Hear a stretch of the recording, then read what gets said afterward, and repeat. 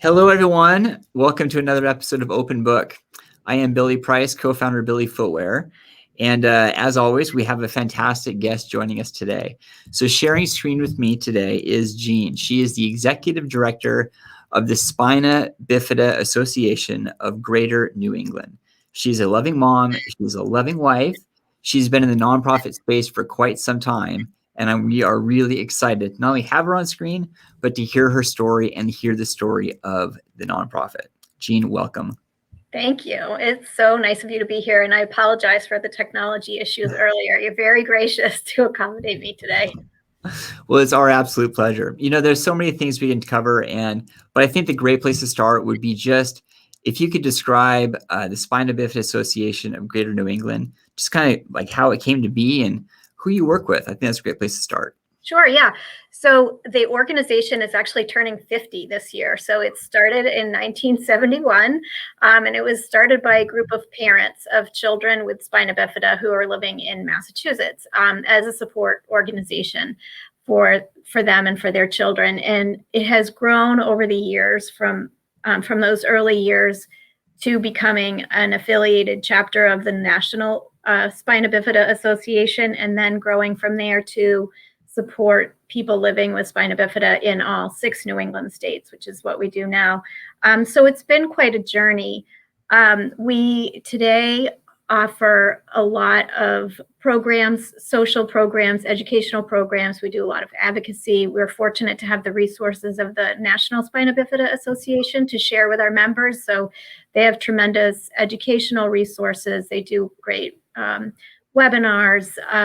They do a lot of research that we're the beneficiaries of. So that's a wonderful thing for us to be able to share, because what they do is way out of the scale of a small local organization to accomplish.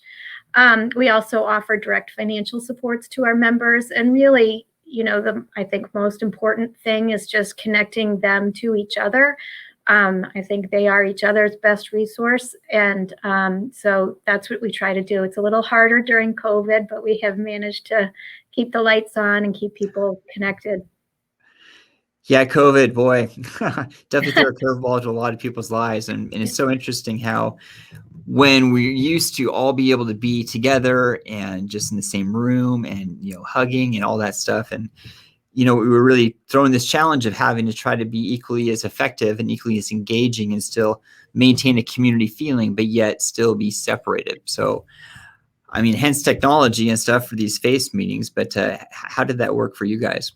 Yeah, you know, I think about sometimes when they had the Spanish flu, that was our last big pandemic. And I don't know how people stayed connected. I guess they wrote letters in that time. So we are fortunate that we do have technology. It's not always our best friend, but it is a good complement, a supplement to social connections that are so important in our organization. And it certainly does not replace the in-person experience, but it has meant that we've been able to stay connected with our members. We're still here to provide resources and answer questions whenever they need them.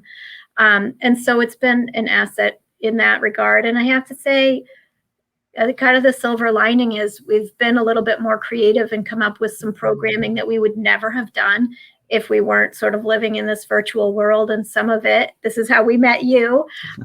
For example, our Strut and Stroll fashion show was so much fun. We probably wouldn't have done an in-person fashion show. And if we had, it wouldn't have been as large of an event. So there are definitely some pluses and things that will carry forward once the world rights itself and we can all be back together in person. Yeah. Boy, I'd love to touch more on that fashion show, because what you're able to do, being able to, I mean, you're in New England. However, the people that chimed in on that and participated, they were all over the country and probably outside the country too. Yeah. I mean, I know you had Runway of Dreams. I mean, we're out of Seattle. You had Zappos out of Las Vegas, and you had Is Adaptive out of Canada. Yep, Canada, yeah. So there were lots of people that came to participate. Yeah, it really started as just kind of an offhand comment in a conversation. We had just connected with you and with one or two other adaptive designers who were kind enough to set up an arrangement with us that gives a discount code to our members. And we were talking about that and kind of joking, oh, we should have a fashion show. And then we started to think a little bit more seriously about it. And I reached out to the executive director for the Spina Bifida Association of Northeastern New York, because she had done an in-person fashion show at her conference a few years prior. So then she and I started talking, and we thought, well, maybe that would be fun to do together. So our models were from all 6 New England states plus New York. And we had brands, as you said, from all over this country, from small brands that had just launched weeks before to big giant brands like Zappos. We had footwear like you guys. We had superhero capes. We had Pumpkin Futz has great bags that go on your wheelchair to help you carry your gear around. And then we had all kinds of clothing. And so, it just kind of kept growing. Every conversation that we had led to another conversation. We just were so amazed by the collaborative and supportive environment that all of you work in. And we didn't expect that. We thought that it would be competitive, and just were incredibly pleasantly surprised at how generous everybody was, not just in terms of donations, but in terms of connecting us to other brands. And so it really got quite a bit bigger than we anticipated, but it was so much fun. And then when the event itself took place, it was just nice. Family from all over the country was able to tune in and see their loved ones all strutting their stuff and, putting their best foot forward. So it was a great experience. And again, probably one that we would never have thought of doing had it not been for COVID, but we will definitely repeat it. Right. Well, I love how you talk about, the element of not necessarily being in competition with each other, like we're working collaboratively. And I really believe it's because we're all, our mission is really rooted in adding value, as goes your nonprofit, right? It's like we're here to try to add value and, try to make a difference in the world. And when you put that in the forefront, it just seems to kind of work out. Let's work together, because together we're better. Together we can do big things. Yeah, absolutely. Well, you guys definitely walk the walk on that. It from all of them, all of the brands. It was like that. It was really, really lovely to see. And I think it speaks to how big a need this is, in our community. Yeah, definitely. And I will say too, the models, it just spanned all age groups, which was so exciting. And I know that it seems like from your history, it's a 50-year-old organization, but when you first started, it seems like it was more tailored towards kids, and then expanded to everybody, right? Yeah, that's exactly right. Originally, it was really focused on supporting families, and then over time grew to supporting individuals, adults who are living with spina bifida. And today, I would say, I would have to do the math in my head, but close to half of the members of our board of directors are adults who have spina bifida. And they are the best experts on what the lived experience is. I think over those 50 years, medical care has improved so much that people are living much longer, which is a wonderful thing and much better. And then the other half of our board are parents of children with spina bifida. So we have kind of the full gamut of perspective. We have some medical providers as well. We have people from each of the New England states. So we hope that everybody's voice is brought to the table, and that helps make our programming more robust for everybody. Yeah. Well, not only the programming, but just looking at in terms of content. Just your website itself, to be able to be a resource, to be able to have somebody get connected to somebody, but also be able to get answers or whatever, at least have a starting point or something. It's such a very robust website. Can you share the name of your website or the address? So our website is and you put it on your screen, SBAGreaterNE.org. So it is a mouthful, and I'm sure if you just Google Spina Bifida Association of Greater New England, you'll find it, and we're linked to the National Spina Bifida Association webpage as well. But yeah, we do try to provide a lot of resources, and much like what we were talking about with all of you different fashion brands, we try to partner with other disability organizations to offer supports, who also can offer supports to our members, because we can't be all things to all people. And so to be able to connect our members to other resources that are out there and available to them that they might not be aware of is something that we try really hard to do. Yeah. Well, I mean, collaboration is the name of the game. But I mean, thinking longer term, I mean, just look over the timeline of 50 years. And I mean, the amount of lives that you guys have been able to impact and just the success stories that have come through. Looking forward to the future, what are some goals? Wow, we have a lot of goals. And I would be remiss if I didn't say, there has only been staff for maybe 15, less than 20 years of those 50. So it's a huge credit to the volunteer boards that have been in place since the beginning, who really did all of the programming, all of the fundraising, just all of the life that's in this organization. And I have no way of calculating how many hundreds and thousands of people that they've supported over the years. But clearly there's a need, and clearly it's been filling a need, or we wouldn't be sitting here having this conversation 50 years in.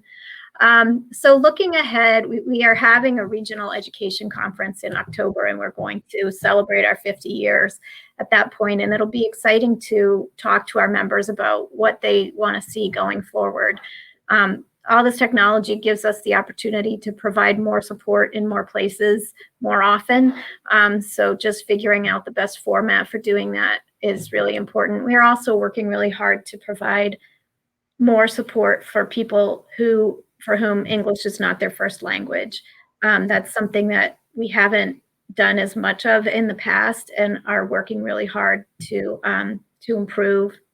I think that's true for all of the chapters in the country. But yeah, I would just say our goals for the next 50 years are just more of everything, more connecting with more people, providing more support, providing more programming,